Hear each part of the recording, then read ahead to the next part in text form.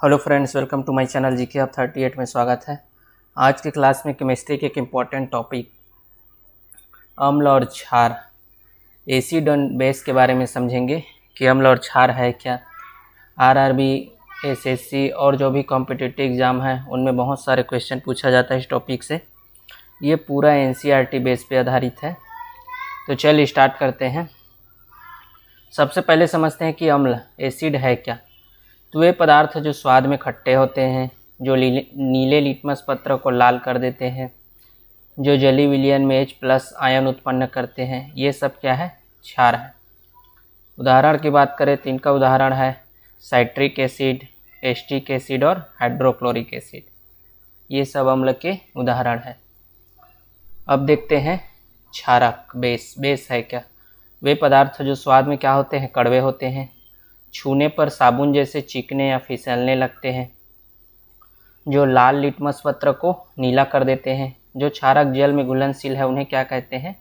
क्षार कहते हैं। ये जली विलयन में OH- आयन उत्पन्न करते हैं, ये सभी क्या है? क्षारक है। इसके उदाहरण देखते हैं सोडियम हाइड्रोक्साइड, कैल्शियम हाइड्रोक्साइड और साबुन। तो ये हो गया एसिड एंड बेस। अम्ल और क्षार की भौतिक गुण तो देख लिए। अब देखते हैं कि अम्ल और क्षार को पहचानेंगे कैसे, कि कौन सा अम्ल है और कौन सा क्षार है। तो इसके लिए इंडिकेटर्स का यूज करते हैं। ये इंडिकेटर्स यानी कि सूचक, ये इंडिकेटर्स क्या करते हैं कि बताते हैं कि कौन सा अम्ल है और कौन सा क्षार है। तो ऐसे पदार्थ जो दिए गए विलयन में अम्लीय और क्षारीय उपस्थिति का रंग या गंध बदल कर संकेत देते हैं, वो क्या कहलाते हैं? सूचक होते हैं। ये सूचक अलग अलग हो सकते हैं। जैसे पहला देखते हैं नेचुरल इंडिकेटर्स, जिसमें आ जाएंगे लिटमस पेपर, हल्दी, गुड़हल और लाल गोभी। तो सबसे पहले देखते हैं लिटमस पेपर। ये जो लिटमस पेपर है ये हमें लाइकेन से प्राप्त होता है, इसको नोट कर लेना, पूछा जाता है एग्जाम में। जो लिटमस पेपर है वो अम्लीय माध्यम में लाल रंग देता है, वहीं क्षारीय माध्यम में ये नीला रंग देता है। इसको ऐसे नोट कर लेना, ABR अम्ल में और क्षार में BRB। B से आ जाएगा बेस, R से आ जाएगा रेड और B से आ जाएगा ब्लू। ठीक है, वहीं A से आ जाएगा एसिड। तो जो एसिड है वो ब्लू को रेड में बदल देता है, वहीं जो बेस है वो रेड को ब्लू में बदल देता है। ठीक है।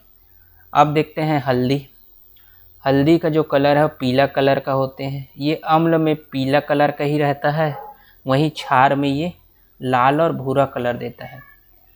गुड़हल की बात करें तो गुड़हल जो है अम्ल में गहरा गुलाबी या फिर लाल कलर देता है, वहीं क्षार में ये हरा कलर देता है। लाल गोभी की बात करें तो लाल गोभी जो है अम्ल में गहरा गुलाबी और क्षार में पीला हरा कलर देते हैं। तो ये हो गए नेचुरल इंडिकेटर्स। अब देखते हैं संश्लेषित, जिसे कृत्रिम सूचक भी कहते हैं, जिसमें है फिनप्थेलिन और मिथाइल ऑरेंज। फिनप्थेलिन की बात करें तो ये अम्ल में जो रंगहीन है, अम्ल में ये रंगहीन है, और क्षार की बात करें तो क्षार में ये गुलाबी कलर देते हैं। वहीं मिथाइल ऑरेंज की बात करें तो अम्ल में ये लाल रंग देते हैं और क्षार में ये पीला रंग देते हैं। तो ये मोस्ट इम्पोर्टेंट है, इनको नोट कर लेना। तो ये हो गया कृत्रिम सूचक। अब देखते हैं गंधी सूचक, ऑल्फैक्टरी इंडिकेटर्स, गंधी सूचक, जिसमें देखेंगे प्याज, वनीला और लौंग। प्याज की बात करें तो ये तीखी गंध होती है, अम्ल में ये गंध बनी रहती है और क्षार में इनका गंध जो है क्या होता है? विलुप्त हो जाता है। वही वनीला की बात करें तो इसका भी तीखी गंध होता है, अम्ल में ये गंध बनी रहती है और क्षार में इसका गंध क्या होता है? विलुप्त हो जाता है। लौंग की बात करें तो लौंग जो होता है वो क्या होता है? मीठी गंध होता है, अम्ल में इसका गंध बना रहता है और क्षार में इसका गंध विलुप्त हो जाता है। तो अम्ल में क्या होता है? इन सभी का गंध बना रहता है और क्षार में इनका गंध क्या हो जाता है? विलुप्त हो जाता है। तो ये हो गए इंडिकेटर्स जिससे हम अम्ल और क्षार को पहचान सकते हैं। जिसमें नेचुरल, संश्लेषित और गंधी सूचक, इन 3 प्रकार को पढ़े हैं जो मोस्ट इम्पॉर्टेंट है। अब देखते हैं इनके प्रकार को। तो सबसे पहले देखते हैं अम्ल। अम्ल की बात करें तो स्रोत के आधार पर देखें तो पहला है प्राकृतिक जिसे या फिर कार्बनिक, और दूसरा है खनिज या फिर अकार्बनिक। प्राकृतिक की बात करें तो जो प्राकृतिक में पाया जाता है जैसे ऑक्जेलिक एसिड, ये टमाटर में पाया जाता है। सिट्रिक एसिड, ये अम्ल में पाया जाता है। एस्टिक एसिड, ये सिरका में पाया जाता है। ये सब क्या है? प्राकृतिक अम्ल है। ये जो होता है दुर्बल अम्ल भी है, ठीक है, क्योंकि इसमें H+ आयन जो होता है कम उत्पन्न होते हैं। अकार्बनिक की बात करें तो वो हो जाएगा HCl, H2SO4 और HNO3, ये सब क्या है? अकार्बनिक अम्ल है। ये जो होता है प्रबल अम्ल भी है, ठीक है। नेक्स्ट देखते हैं प्रबल अम्ल और दुर्बल अम्ल। तो जैसे पहले बताया कि प्रबल अम्ल क्या है? जो H+ आयन क्या दे? ज़्यादा उत्पन्न करे, तो वो प्रबल है। इसका एग्जाम्पल हो जाएगा HCl, H2SO4 और एक है HNO3। इसको भी नोट कर लेना है। 3 एग्जाम्पल है जो पूछे जाते हैं एग्जाम में। वहीं अगर H+ आयन कम दे तो वो क्या हो जाएगा? दुर्बल अम्ल हो जाएगा। इसका एग्जाम्पल हो जाएगा एस्टिक एसिड और साइट्रिक एसिड। तो ये हो गया प्रबल अम्ल और दुर्बल अम्ल। सांद्रता के आधार पर देखें तो एक होगा सांद्र अम्ल और एक होगा तनु अम्ल। सांद्र अम्ल में क्या होता है? जल कम होता है और अम्ल क्या होता है? अधिक होता है। वहीं तनु अम्ल की बात करें तो तनु अम्ल में क्या होता है? जल अधिक होता है और अम्ल कम होता है। तो ये हो गया सांद्र अम्ल और तनु अम्ल और अम्ल के सभी प्रकार। अब देखते हैं बेस। बेस की बात करें तो जो जल में घुलनशील है जैसे सोडियम हाइड्रोक्साइड, पोटेशियम हाइड्रोक्साइड। वहीं जल में अघुलनशील कॉपर ऑक्साइड। तो ये हो गया जल में घुलनशील और अघुलनशील। दूसरा है क्षमता के आधार पर प्रबल क्षार और दुर्बल क्षार। अगर OH आयन, OH- आयन क्या हो? ज़्यादा उत्पन्न करे तब ये क्या होगा? प्रबल। और अगर कम उत्पन्न करे तो ये क्या होगा? दुर्बल। प्रबल क्षार कौन कौन से है? सोडियम हाइड्रोक्साइड, पोटेशियम हाइड्रोक्साइड, ये है प्रबल क्षार। दुर्बल क्षार कौन कौन से हैं? Ammonium hydroxide. तो ये हो गया दुर्बल क्षार। वहीं सांद्रता की बात करें तो सेम अम्ल जैसे, अगर जल कम हो क्षार अधिक हो तो वो सांद्र क्षार होगा। यदि जल अधिक हो और क्षार कम हो, अगर जल अधिक हो और क्षार कम हो तो वो क्या होगा? तनु क्षार होगा। तो ये हो गया अम्ल और क्षार के प्रकार। इसमें एक पॉइंट और देख लेना, अगर हम लोग प्रबल अम्ल और दुर्बल क्षार इन दोनों को मिलाए तो जो विलयन बनेगा उसकी जो प्रवृत्ति होगा वो कैसा होगा? वो अम्लक होगा, अम्ल प्रवृत्ति का होगा, ठीक है। वहीं अगर प्रबल क्षार और दुर्बल अम्ल इसको मिलाए तो जो विलयन बनेगा उसकी प्रवृत्ति कैसा होगा? वो होगा क्षार प्रवृत्ति का, ठीक है। तो ये हो गया अम्ल और क्षार के प्रकार। अब देखते हैं इसका रासायनिक गुण, जिससे बहुत सारे क्वेश्चन आते हैं। तो पहले देखते हैं धातु के साथ अभिक्रिया। यदि अम्ल और क्षार को धातु के साथ अभिक्रिया करते हैं तो क्या बनता है? तो अगर अम्ल और क्षार को धातु के साथ अभिक्रिया करेंगे तो लवण और हाइड्रोजन बनते हैं। दोनों ही केस में लवण और हाइड्रोजन बनते हैं, ठीक है। देखो सोडियम को जब H2SO4 सल्फ्यूरिक एसिड के साथ क्रिया करेंगे तो सोडियम सल्फेट और हाइड्रोजन गैस बनता है। हाइड्रोजन गैस की उपस्थिति कैसे पता चलता है? ये पॉप ध्वनि के साथ जलती है, ठीक है, इसको भी नोट कर लेना। वहीं क्षार की बात करें तो अगर जिंक को सोडियम हाइड्रोक्साइड के साथ क्रिया करेंगे तो सोडियम जिंकेट बनता है और हाइड्रोजन गैस बनता है। ये समीकरण मोस्ट इम्पॉर्टेंट है, दोनों ही नोट कर लेना, ठीक है। तो यह हो गया धातु के साथ क्रिया। नेक्स्ट है धातु कार्बोनेट और धातु हाइड्रोजन कार्बोनेट के साथ अभिक्रिया। तो धातु कार्बोनेट और धातु हाइड्रोजन कार्बोनेट के साथ जो है वो सिर्फ अम्ल क्रिया करता है, क्षार जो है इसके साथ क्रिया नहीं करता। ठीक है, तो पहले देखते हैं धातु कार्बोनेट के साथ। अगर धातु कार्बोनेट के साथ अम्ल क्रिया करे तो साल्ट बनेगा, लवण और वाटर और कार्बन डाइऑक्साइड बनता है। देखिए सोडियम कार्बोनेट का जब HCl के साथ क्रिया कराएंगे तो क्या बनेगा, NaCl बनेगा, वाटर बनेगा और कार्बन डाइऑक्साइड बनेगा। वहीं अगर हाइड्रोजन कार्बोनेट के साथ क्रिया करें अम्ल का तो भी वही बनेगा, साल्ट, वाटर और carbon dioxide, NaCO3। Sodium hydrogen carbonate का अगर क्रिया कराएं HCl के साथ तो सोडियम क्लोराइड बनता है, वाटर बनता है और कार्बन डाइऑक्साइड बनता है। दोनों ही केस में लवण, जल और कार्बन डाइऑक्साइड गैस उत्पन्न होता है। तो ये हो गया धातु कार्बोनेट और धातु हाइड्रोजन कार्बोनेट के साथ अम्ल की अभिक्रिया। एक इसको नोट कर लेना कि चूने का पानी का दूधिया होना, ये भी पूछा जाता है एग्जाम में। जब कैल्शियम हाइड्रोक्साइड में कार्बन डाइऑक्साइड मिलाते हैं तो CaCO3 बनता है, कैल्शियम कार्बोनेट। जो अवक्षेप जो होता है वो दूधिया विलयन है। ठीक है, दूधिया कलर का। अगर इस कैल्शियम कार्बोनेट में दोबारा CO2 मिलाया जाए, कार्बन डाइऑक्साइड, तो इसका जो दूधियापन हो क्या हो जाता है, गायब हो जाता है।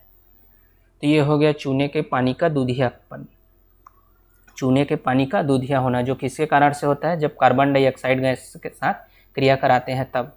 और जो अवक्षेप बनता है वो क्या है, कैल्शियम कार्बोनेट है। अब देखते हैं धातु और अधातु ऑक्साइड के साथ अम्ल और क्षार की अभिक्रिया। तो धातु ऑक्साइड के साथ जो है, पहले इसको नोट कर लेना एक बार। जो धात्विक ऑक्साइड है उसकी प्रवृत्ति जो है वो क्या होता है, क्षारी होती है। और जो अधात्विक ऑक्साइड है उसकी प्रकृति होती है वो क्या होती है, अम्लीय होती है। तो अगर धात्विक ऑक्साइड जैसे कॉपर ऑक्साइड, ये क्या है, धात्विक ऑक्साइड, जो क्या है एक अम्लीय प्रकृति का है। इसका अगर अम्ल से क्रिया कराएंगे तो बनता है लवण, CuCl2 और जल बनता है। ठीक है, अगर धात्विक ऑक्साइड और अम्ल को क्रिया कराए तो लवण और जल बनेगा। वहीं अगर अधात्विक ऑक्साइड और क्षार को क्रिया कराएंगे तो भी लवण और जल ही बनेगा। जैसे कार्बन डाइऑक्साइड और कैल्शियम हाइड्रोक्साइड से क्रिया कराते हैं तो कैल्शियम कार्बोनेट और जल बनता है। तो ये हो गया धातु और अधातु के ऑक्साइड का अम्ल और क्षार के साथ अभिक्रिया। लेकिन इसमें कुछ और पूछ देते हैं, जैसे कि Al2CO3, इसको नोट कर लेना। और एक क्या है, एक पहला और दूसरा क्या है, जिंक ऑक्साइड। ये क्या होता है, ये जो होता है उभयधर्मी होते हैं दोनों। ये जो होता है अम्ल प्लस क्षार दोनों के साथ अभिक्रिया करते हैं। ठीक है, इसमें जो होता है अधात्विक ऑक्साइड और धात्विक ऑक्साइड दोनों का गुण होता है और ये अम्ल और क्षार दोनों के साथ अभिक्रिया करते हैं। अब देखते हैं अम्ल और क्षार का अभिक्रिया। जब अम्ल और क्षार एक दूसरे से क्रिया करते हैं तब क्या बनते हैं। जब अम्ल और क्षार दोनों एक दूसरे से क्रिया करते हैं तब बनते हैं लवण और वाटर। ये मोस्ट इम्पॉर्टेंट है। ठीक है, जब HCl को सोडियम हाइड्रोक्साइड के साथ क्रिया कराएंगे तो NaCl और H2O बनता है और साथ में ऊर्जा निकलती है। तो ये ऊष्माक्षेपी अभिक्रिया भी हो गया। ठीक है, इसे उदासीनीकरण अभिक्रिया कहते हैं। ठीक है, इसके कुछ एग्जाम्पल भी देख लेते हैं उदासीनीकरण अभिक्रिया के। जैसे अपच का उपचार, हमारे जो अमाशा है उसमें क्या पाया जाता है, HCl। जब ज़्यादा अम्लीय हो जाता है तब हम क्या करते हैं, एंटा एसिड के रूप में यूज करते हैं, जो क्या होता है, हल्का क्षारी होता है। ठीक है, MgOH2, मैग्नीशियम हाइड्रोक्साइड। वहीं चींटी के डंक जो क्या होता है, एक अम्ल है, फार्मिक एसिड छोड़ता है, तब हम इसमें क्या लगाते हैं, क्षार लगाते हैं, जैसे बेकिंग सोडा और जो भी हो गया। मृदा उपचार, जब ज़्यादा अम्लीय हो जाता है, मिट्टी जो होता है, मृदा जब ज़्यादा अम्लीय हो जाए तब इसमें कैल्शियम ऑक्साइड मिलाया जाता है, जिसे बिना बुझा हुआ चूना भी कहते हैं, इसको न्यूट्रल करने के लिए। ठीक है, तो ये हो गया उदासीनीकरण के कुछ उदाहरण। अब देख लेते हैं कुछ प्राकृतिक अम्ल जो एग्जाम में पूछे जाते हैं। जैसे पहला है सिट्रिक एसिड, जो नींबू, संतरा और अंगूर में मिलते हैं। लैक्टिक एसिड, जो दूध और दही में मिलते हैं। मैलिक एसिड, जो सेब में मिलते हैं। टार्टरिक एसिड, ये इमली, अंगूर, कच्चा आम, इन सब में मिलता है। ऑक्जेलिक एसिड की बात करें तो ये टमाटर और पालक में मिलता है। वहीं फॉर्मिक एसिड, ये चींटी के डंक में मिलते हैं। ठीक है, जिसे मेथेनोइक एसिड भी कहते हैं। एस्टिक एसिड, ये सिरका में मिलते हैं, इसे एथेनोइक एसिड भी बोलते हैं। ठीक है, तो ये हो गया कुछ नेचुरल अम्ल जो एग्ज़ाम में पूछे जाते हैं। अब देखते हैं पीएच स्केल और उसके अनुप्रयोग। पीएच स्केल है क्या? तो पीएच स्केल क्या है? जो बताते हैं कि यह अम्ल क्या है और क्षार क्या है। एक पैमाना है, ठीक है, एक स्केल जो बताते हैं कि कौन सा अम्ल है और कौन सा क्षार है। तो ये देखो, ये है 7। अगर पीएच स्केल में मान 7 हो तो ये होता है उदासीन, और अगर 7 से कम हो तो वो वाला माध्यम हो जाएगा क्या? अम्लीय। और अगर 7 से ज़्यादा हो, पीएच मान जो होता है 7 से ज़्यादा हो, तो वो हो जाएगा क्षारीय। तो जो एग्ज़ाम में पूछा जाता है, कुछ पदार्थ देख लेते हैं, उनका पीएच मान पूछा जाता है। जैसे जठर रस, जिसका पीएच वैल्यू होता है 1.2। नींबू का रस 2.2। शुद्ध जल, जो क्या होता है? उदासीन होता है, इसका पीएच मान होता है 7। वहीं ब्लड का पूछा जाता है, मानव के ब्लड का, वो होता है 7.3 से 7.4। मिल्क ऑफ मैग्नीशिया, ये क्या है? इसका पीएच मान होता है 10। वहीं सोडियम हाइड्रोक्साइड, जिसका पीएच मान क्या होता है? 13। तो जितना ज़्यादा पीएच मान कम, वो उतने ही ज़्यादा क्या होता है? अम्लीय होता है। और जितना ज़्यादा पीएच मान अधिक होगा, वो उतने ही ज़्यादा क्या होगा? क्षारीय होगा। ठीक है, इसके उपयोग देख लेते हैं। पहला है पौधों एवं पशु में पीएच के प्रति संवेदनशील। हमारे शरीर में 7 से 7.8 के बीच जो पीएच है वो कार्य करता है।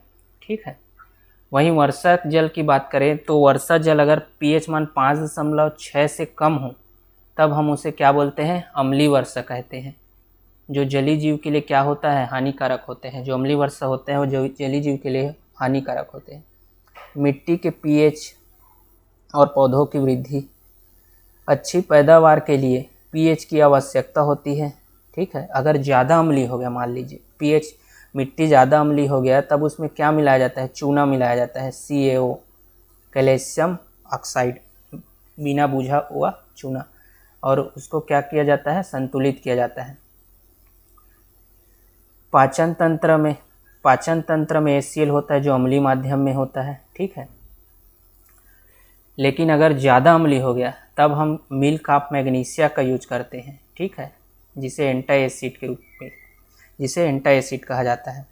एंटाएसिड के रूप में यूज करते हैं मिल्क ऑफ मैग्नीशिया का, जो इसकी अम्लीयता को क्या करते हैं? दूर हो करते हैं। ये क्या होता है? हल्का क्षारीय होता है।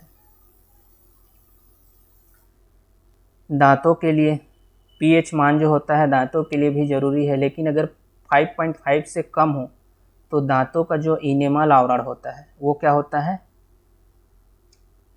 संक्षारित होने लगता है। जिसके लिए क्या करते हैं हम लोग? टूथपेस्ट जो यूज करते हैं ना, वो क्या होता है? इसके ज़्यादा अम्लीपन को दूर करता है। ये होता है, जो टूथपेस्ट होता है वो क्षारीय होता है। क्षारीय टूथपेस्ट का यूज करते हैं। पशुओं और पौधों के द्वारा आत्मरक्षा, चींटी, मधुमक्खी, इन सब के डंक में क्या पाया जाता है? अम्ल पाया जाता है, फार्मिक एसिड पाया जाता है। ठीक है, और इनकी जलन को दूर करने के लिए हम लोग क्या मिलाया जाता है? क्षार का यूज करते हैं, जैसे बेकिंग सोडा और कुछ भी हो गया। ठीक है, तो ये हो गया पीएच स्केल और उसके अनुप्रयोग। अब देखते हैं साल्ट, लवण है क्या। तो अम्ल और क्षारक की परस्पर अभिक्रिया से, जिसे उदासीनीकरण अभिक्रिया कहते हैं, फलस्वरूप क्या बनते हैं, क्षार बनते हैं, उन्हें लवण कहते हैं। ठीक है, जैसे पिछले क्लास में हम लोग देख चुके हैं उदासीनीकरण अभिक्रिया। लवण धनावेशित आयन और ऋणावेशित आयन से बने होते हैं। ठीक है, ये आयन जो होता है अम्ल और क्षार से मिलते हैं। इसका उदाहरण देख लेते हैं, सोडियम क्लोराइड और सोडियम कार्बोनेट, कॉपर सल्फेट आदि। आइए कुछ लवण के बारे में देखते हैं जो एनसीईआरटी में दिया गया है और उनसे क्वेश्चन पूछा जाता है। सबसे पहले देखते हैं सोडियम क्लोराइड, जिसे साधारण नमक भी कहते हैं। ये हमें समुद्री जल से प्राप्त हो जाते हैं, सॉल्ट, रॉक सॉल्ट के रूप में खनन से भी प्राप्त हो जाते हैं। ठीक है, ये जो होता है सोडियम हाइड्रोक्साइड के लिए कच्चा माल के रूप में यूज होता है, बेकिंग सोडा के लिए, धोने की सोडा के लिए, इन सब के लिए क्या है, कच्चा माल के रूप में यूज होता है। ठीक है, इनके उपयोग की बात करें तो ये भोजन में स्वाद बढ़ाने के लिए यूज किया जाता है। अगर नमक की मात्रा न हो तो स्वाद नहीं आता। सुरक्षा में, भोज्य पदार्थ को सुरक्षा में, परिरक्षक, प्रिजर्वेटिव,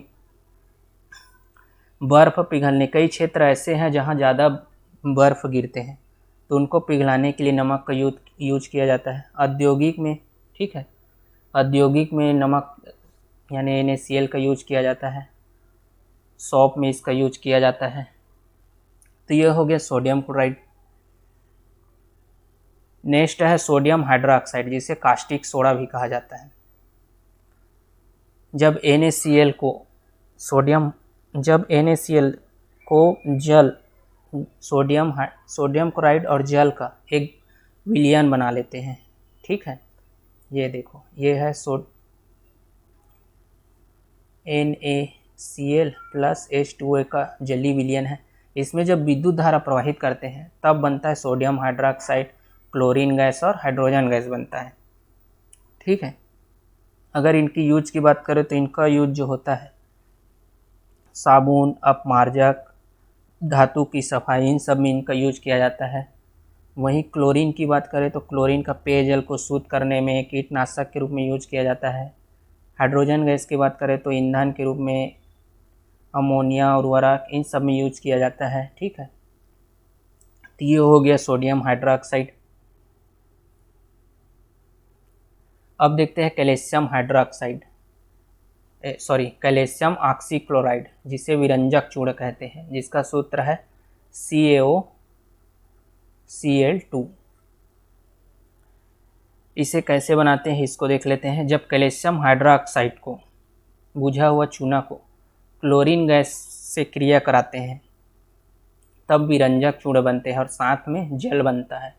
ठीक है, इसका जो यूज है वो जल के शोधन में किया जाता है। जब कीटाणु हो जाते हैं किसमें, जल में, तब उसे रोगाणु मुक्त करने के लिए इनका यूज किया जाता है। ठीक है, वस्त्र में इसका यूज किया जाता है विरंजक के लिए, इनको वाइट करने के लिए। रासायनिक उद्योग में इसका यूज किया जाता है ऑक्सीडाइजिंग एजेंट के रूप में, ऑक्सीकारक के रूप में। तो ये हो गया कैल्शियम ऑक्सीक्लोराइड, विरंजक चूड़ा। इनमें जो क्वेश्चन पूछा जाता है वो इनके यूज से पूछा जाता है और इनके रासायनिक समीकरण कि ये किससे बनते हैं। नेक्स्ट है sodium hydrogen carbonate, baking soda, जिसे खाने का सोडा भी कहते हैं। इसका सूत्र क्या है, NaHCO3। ये जो होता है सोडियम क्लोराइड को H2O और कार्बन डाइऑक्साइड और अमोनिया मिलकर क्या बनाते हैं, सोडियम क्लोराइड, और साथ में बनाएगा बेकिंग सोडा। ठीक है, इनका यूज देख लेते हैं। तो इनका यूज जो है एंटी एसिड के रूप में देखे हैं। जब चींटी जो है अगर डंक मार दे तो वो क्या होता है, फार्मिक एसिड छोड़ते हैं, जिससे क्या होता है, जलन होता है। इस जलन को दूर करने के लिए एंटी एसिड के रूप में इसका यूज किया जाता है NaCO3 का। ठीक है, पेट की अतिरिक्त अम्लता को दूर करने के लिए इसका यूज किया जाता है। अग्निशामक यंत्र में CO2 उत्पन्न करके आग बुझाने में, बेकिंग पाउडर बनाने में इनका यूज किया जाता है, खाने में इनका यूज किया जाता है। जल्दी खाना को बनाने में, ठीक है। तो ये हो गया sodium hydrogen carbonate baking soda. अब देखते हैं सोडियम कार्बोनेट डेकाहाइड्रेट, जिसे धोने का सोडा भी कहा जाता है। इसका फार्मूला है Na2CO3 और 10H2O। जब sodium hydrogen carbonate baking soda को गर्म किया जाता है तब Na2CO3 H2 और CO2 बनते हैं। जब Na2CO3 को पुनः जल के साथ क्रिया कराते हैं तब बनता है Na2CO3 10H2O, जिसे धोने का सोडा भी कहते हैं। इनकी यूज की बात करें तो इनका यूज जो होता है कांच, साबुन, कागज़ के उद्योग में किया जाता है, ठीक है। घरेलू सफाई में इनका यूज किया जाता है। जल की कठोरता को दूर करते हैं। मैग्नीशियम प्लस कैल्शियम जो इनकी कठोरता है उनको दूर करता है, जल में पाया जाता है ये, ठीक है। ये क्या होता है, जल की कठोरता को दूर करता है और ज़्यादा झाग उत्पन्न करते हैं, जिससे कपड़े क्या होते हैं, अच्छे से सफाई होता है। बोरेक्स के निर्माण में इनका यूज किया जाता है, ठीक है। तो ये हो गया सोडियम कार्बोनेट डेकाहाइड्रेट, जिसे धोने का सोडा भी कहा जाता है। अब देखते हैं plaster of Paris calcium sulphate hemihydrate, जिसका सूत्र है CaSO4 1/2 H2O, ठीक है। तो ये हो गया प्लास्टर ऑफ पेरिस। इसका निर्माण कैसे करते हैं, जब जिप्सम को जल के साथ गर्म किया जाता है तब जो होता है प्लास्टर ऑफ पेरिस बनता है, ठीक है। 1/2 ऐसे लिख सकते हैं, हेमीहाइड्रेट, कॉपर सल्फेट हेमीहाइड्रेट, ठीक। जब जिप्सम को जल के साथ गर्म करते हैं तब कॉपर सल्फेट बनता है और वाटर बनता है, ठीक है। और जब पेरिस को पुनः जल के साथ क्रिया करते हैं तो पुनः जिप्सम में बदल जाता है। तो ये हो गया प्लास्टर ऑफ पेरिस। इनके यूज देख लेते हैं। चिकित्सक में इसका यूज करते हैं, जब हड्डी टूट जाता है तो इसको जोड़ने के लिए प्लास्टर ऑफ पेरिस लगा देते हैं, ताकि जो हड्डी है वो क्या हो, हिले डुले ना। मूर्ति, खिलौने बनाने में इनका यूज किया जाता है। भवन के निर्माण में। दंत चिकित्सा जो है वो इस दांत का जो है सांचे लेने के लिए भी इसका यूज किया जाता है, ठीक है। दंत चिकित्सक में इसका यूज किया जाता है। तो ये हो गया प्लास्टर ऑफ पेरिस। अब देखते हैं अम्लराज। इससे भी क्वेश्चन पूछा जाता है कि अम्लराज है क्या। तो जब अम्लराज जो है सांद्र हाइड्रोक्लोरिक एसिड, सांद्र मतलब कि जिसमें जो होता है अम्ल ज़्यादा हो, और वहीं सांद्र नाइट्रिक अम्ल का 3:1 होता है, ठीक है। 3 भाग HCl का, सांद्र HCl का 3 भाग और सांद्र HNO3 का 1 भाग मिलकर अम्लराज बनाते हैं। ये क्या होते हैं, अत्यंत संक्षारक होते हैं, धूम्रयुक्त होते हैं। ये गोल्ड, प्लेटिनम, उत्कृष्ट धातुओं को घोलने की क्या करते हैं, क्षमता रखते हैं। इनका यूज किस में किया जाते हैं, जो स्वर्णकार है आभूषण की सफाई में इसका यूज करते हैं। रासायनिक प्रयोगशाला में अघुलनशील पदार्थों को घोलने के लिए इसका यूज किया जाता है, ठीक है। तो ये हो गया अम्लराज। अब देखते हैं क्वेश्चन कि जो भी पढ़े हैं उनसे कितना हम लोग क्वेश्चन लगा सकते हैं। तो पहला क्वेश्चन है, निम्नलिखित में से कौन सी गैस चूने के पानी को दूधिया बनाती है। ऑप्शन है ऑक्सीजन, ओजोन, कार्बन डाइऑक्साइड और कार्बन मोनोऑक्साइड। तो इसका आंसर आ जाएगा क्या, कार्बन डाइऑक्साइड, ठीक है। कार्बन डाइऑक्साइड की प्रवाहित हो रहा था तो CaCO3 बन रहा था ना, जो क्या था, दूधिया कलर का था। तो इसके लिए जिम्मेदार कौन है, कार्बन डाइऑक्साइड गैस। तो इसका आंसर आ जाएगा ऑप्शन नंबर सी। नेक्स्ट है जस्ता धातु सोडियम हाइड्रोक्साइड के साथ अभिक्रिया करके क्या बनाता है, यानी कि जब धातु का क्षार के साथ अभिक्रिया करेंगे तो क्या बन रहा था। तो ये बन रहा था, ऑप्शन देख लेते हैं पहले, zinc hydroxide, sodium zincate, sodium hydroxide और जिंक ऑक्साइड। तो ये बन रहा था सोडियम जिंकेट। इसका आंसर आ जाएगा option number B. Next question है, जैसे जैसे हाइड्रोजन आयन की सांद्रता बढ़ती है pH का मान होता है। ऑप्शन है बढ़ता है, घटता है, घटता है फिर बढ़ता है या फिर वही रहता है। तो हाइड्रोजनम आयन यानी H+ आयन या फिर H3O आयन जो भी बोल सकते हैं, अगर ये बढ़े तो pH का मान क्या होगा? pH का मान घटेगा। क्यों?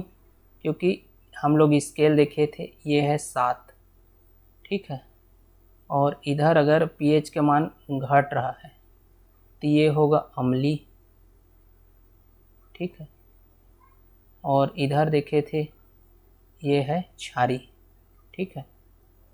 तो आयन की सांद्रता अगर बढ़ती है तो pH का मान क्या होगा? घटेगा। तो इसका आंसर आ जाएगा option number B. Next question है, एक विलयन का pH 12 है, इस विलयन में किस आयन की सांद्रता अधिक है? ऑप्शन है H+ और OH- दोनों बराबर है। दूसरा है अधिक संख्या में OH+ है आयन है और अधिक क्लोरीन माइनस है। केवल OH- है, केवल OH+ है। तो जब pH का मान 12 है मतलब क्या है? ये क्षारीय है, ठीक है, अधिक क्षारीय है, तो pH मान अधिक होगा। तो ऑप्शन सी आ जाएगा, OH- अधिक होगा। नेक्स्ट क्वेश्चन है, निम्न में से कौन सा दुर्बल अम्ल है? ऑप्शन है HCl, CH3, COOH, H2SO4, HNO3, H2CO3 और H2SO4। तो प्रबल अम्ल पहले देख लेते हैं। प्रबल अम्ल क्या पढ़े थे? HCl, HNO3 और H2SO4। तो जो जो ऑप्शन में ये दिया है वो तो प्रबल अम्ल होगा। तो H2CO3, तो इसका आंसर आ जाएगा ऑप्शन नंबर ए, क्योंकि इसमें जो है HCl, H2SO4 और HNO3 नहीं दिया है, जबकि बी में H2SO4 है, तो ये तो नहीं होगा। इसमें HCl है, ये भी नहीं होगा, और इसमें भी H2SO4 HNO3 दिया है, तो ये भी नहीं होगा। इसका आंसर आ जाएगा ऑप्शन नंबर ए, CH3COOH। ये क्या है? दुर्बल अम्ल है।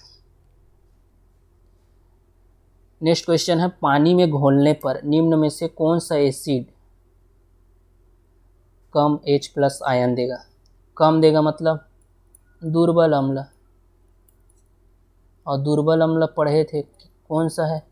CH3COOH। तो इसका आंसर आ जाएगा option number B. Next question है, लाल पत्ता गोभी एक प्राकृतिक सूचक है जो अम्ल या क्षार के साथ मिश्रित होने पर अलग रंग उत्पन्न करते हैं। इसे किसी क्षारीय विलयन के साथ मिलाए जाने पर जो परिवर्तित रंग है वो कौन सा होगा, ये पूछा गया है। ऑप्शन है नीला हरा, फीका गुलाबी, लाल भूरा या फिर संतरा। तो इसका आंसर आ जाएगा पीला हरा, ठीक है। पीला हरा तो नहीं दिया है इसमें, तो नीला हरा कर सकते हैं, ठीक है। जो लाल गोभी है, ठीक है, ये अम्ल में कैसा देता है? अम्ल में देता है लाल गुलाबी, ठीक है, और वहीं क्षार की बात करें तो क्षार में देता है पीला हरा या फिर नीला हरा। तो इसका आंसर आ जाएगा option number A. Next question है, चूने की पानी में कार्बन डाइऑक्साइड गैस प्रवाहित किया जाए तो यह दूधिया हो जाता है, ये किसका निर्माण करते हैं, ये पूछा गया है। ऑप्शन है CaCO3, COH2, CaHCO3 और कैल्शियम ऑक्साइड। तो इसका आंसर आ जाएगा ऑप्शन नंबर ए, CaCO3, ठीक है। जब CaO में कार्बन डाइऑक्साइड प्रवाहित करते हैं तो दूधिया कलर का CaCO3 बन रहा था ना, और जब इसी में फिर से CO2 लगा रहे थे तो इसका दूधियापन जो है क्या हो जा रहा था? गायब हो जा रहा था। तो इसका आंसर आ जाएगा ऑप्शन नंबर ए।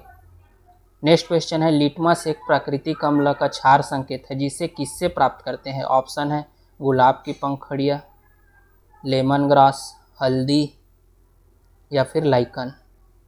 तो इसका आंसर आ जाएगा ऑप्शन नंबर टी, इसे लाइकेन से प्राप्त करते हैं।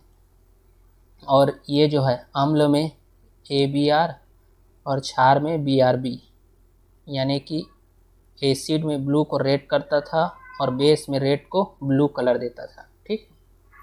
नेक्स्ट क्वेश्चन है अम्ल के अम्लीय गुण के लिए कौन सा आयन जिम्मेदार है। अम्ल के अम्लीय गुण के लिए जानते हैं H+ आयन ज़्यादा उत्पन्न हो तो वो क्या है, अम्लीय गुण। तो इसका आंसर आ जाएगा option number B. Next question है निम्नलिखित में से कौन सा एक प्राकृतिक सूचक न्यूट्रल नहीं है बोला। ऑप्शन है ए लिटमस पत्र, बी हल्दी, न्यूट्रल बोल रहा हूँ सॉरी, नेचुरल सूचक नहीं है यानी प्राकृतिक नहीं है, जो हमें प्राकृतिक से प्राप्त नहीं होता। ऑप्शन है लिटमस पत्र, हल्दी, मिथाइल ऑरेंज और लाल पत्ता गोभी। तो इंडिकेटर में पढ़े थे हम लोग जो लिटमस पत्र है, हल्दी है और लाल पत्ता गोभी है, ये क्या था, ये नेचुरल था। जबकि जो मिथाइल ऑरेंज था वो क्या था, संश्लेषित था, कृत्रिम रूप से बनाया गया था। ठीक है, तो इसका आंसर आ जाएगा ऑप्शन नंबर सी। ठीक है। नेक्स्ट क्वेश्चन है धोने का सोडा, वॉशिंग सोडा का रासायनिक सूत्र। तो इसका आंसर आ जाएगा, क्या था फार्मूला, Na2CO3 10H2O। तो इसका आंसर आ जाएगा option number B. Next question है जो अम्ल है नीले लिटमस पेपर को किस रंग में बदल देते हैं, ABR। जो एसिड है ब्लू को रेड में बदल देता है। तो इसका आंसर आ जाएगा option number B. I hope आपको समझ आया होगा। Thank you.